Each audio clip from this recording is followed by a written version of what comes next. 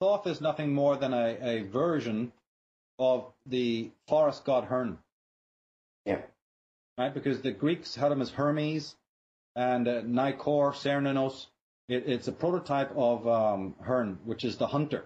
And all the great heroes of the world, I don't care if it's Gilgamesh or Samson wearing the lion's pelt, they're all hunters. There's a hunter motif in all the heroes. You find it in Zeus, you find it in a lot of these things. Why so recurrent? Why do the Egyptian gods have animal heads to begin with? What is the connection with all of that? It's because, you see, what Christians have failed to understand about paganism is that it's nothing remotely to do with evil. Evil is merely the twisting of something that was originally good, and like you say, either hijacking it, cannibalizing it, and twisting it from its original intent. That's what evil is. These subjects are not evil at all. They are theologies. My goodness, as I said, talking about hijacking, Christianity is the hijacking of this duality. They took this. They took all of these idioms. They turned female goddesses into gods. They turned gods into goddesses. Right? This goes with Asherah. Yeah. Did you know that Asherah was the consort of Yahweh, but you'll never hear about that? You know, so they skew and turn, and then of course we have the whole movement from the matriarchal interpretation of reality into a forced and deliberate, and you find this in the Bible, the patriotism. You find an actual rewriting of certain passages and rescripting of certain figures, like Sarah, the wife of Abraham, and others, and certainly Mary Magdalene in the New Testament. The absolute rescripting of these people as whores, harlots, fallen women, etc., because that's the patriarchal coloring and complexion coming in. That one is another one to factor in as well. But speaking specifically about what you're talking about, it really ties into the idea that in all these pre-traumatic theologies, because if you're talking duality, you're talking ego, because it's only with the advent of the ego and the splitting, right brain, left brain, everything different, man being separate from the world, man's body being separate from his mind, God being separate from the world. All these dualities come about after this fracturing, which I believe was caused largely by earth cataclysm. Then you have these dualities, and as I've said in other programs, if you buy into one duality, my God, that just unravels and becomes umpteen more dualities. But in the pre-dualistic time, did you know that the Egyptians didn't even have a word for dualism? They didn't even know what that was.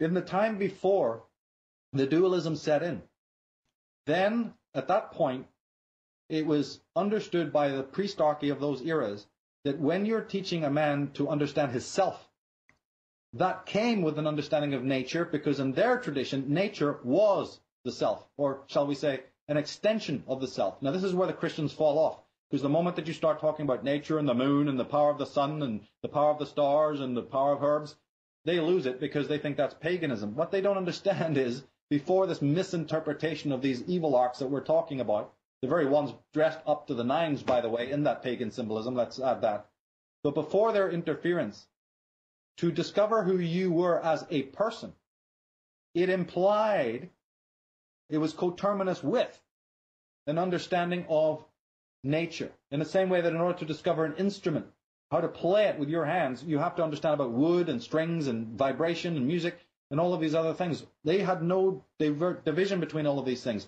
So they would initiate you by beginning your journey in some kind of rituals that involved nature.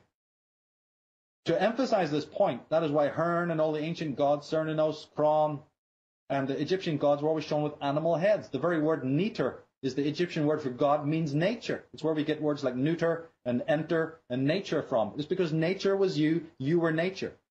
In the time of the splitting, in the time of the bicameral mind, these two realities split. There's been various teachers from philosophy to science to all sorts of whatever have tried to reconcile these things, and with various levels of success. Then you're talking about the New Age movement. Have they done a good job? No, they haven't. Number one, their movement is entirely infiltrated by Luciferians, by Atonists, by solar cult individuals who need to attract you with the promise of hidden power, just in the same way that the Masons do, because they know that inside your archetypal brain, inside that ancestral mind, you do remember all of these motifs. So they lure you, carrot and stick. They know that people are dropping off from the official religions. So they lure you with this stuff only to get you back into another form of collectivism, another form of primitive tribalism, another form of, it's just another doorway to the whole hive mentality. It's got nothing to do with what the ancient shaman and druids were talking about, which was differentiation, splitting from the horde, defining your individuality from the mass, discovering who you really are. The only difference is that in those days, this was connected to the natural mysteries of life. That's why watching what the animals did, developing your own personal, and I mean personal, not collective, relationship with fire, water, air, and earth. Each individual going through those experiences. This is why you see the hero carrying his dead brother across the water, right? Why you see the man on horseback crossing the desert. You see all these motifs that you find in movies. You're talking about the fool motif. Watch the movies Crocodile Dundee 1 and 2. And pull out the tarot card and look at the symbolism. Yeah. Go and watch the Clint Eastwood movies. Go and watch Dune. I don't know if it's conscious. We can argue that point, or it's accidental, or it's unconscious. But there it is, nevertheless. And great art is drawing from this archive. What the modern controllers want to do is lead you away from the true archive where all of this wisdom is. But how can they do that without luring you? You see, they found it difficult to do that. To get people to divorce themselves from the true Hermetic archive is not easy, because it's like an elastic band. No matter how time you pull and lure people away, something happens where they go back. So they found that the best way to do it is to create a faux version.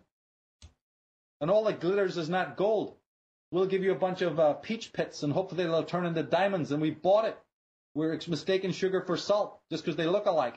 And they've done wonders with this, right? The monkey is running for the sticky sweets because he doesn't understand what's been going on. They're leading you, Pied Pipering you with the smoke screen of these sacred mysteries and traditions.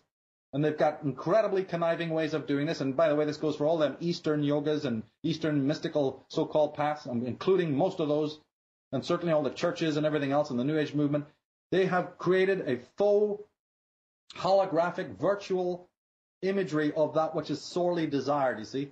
Even the movies do this. Television programs are filled with a sacred symbolism for that purpose. What you don't realize is by you reaching out for that, thinking that that's the real thing, you're actually being further and further divorced and further removed from the real core principles.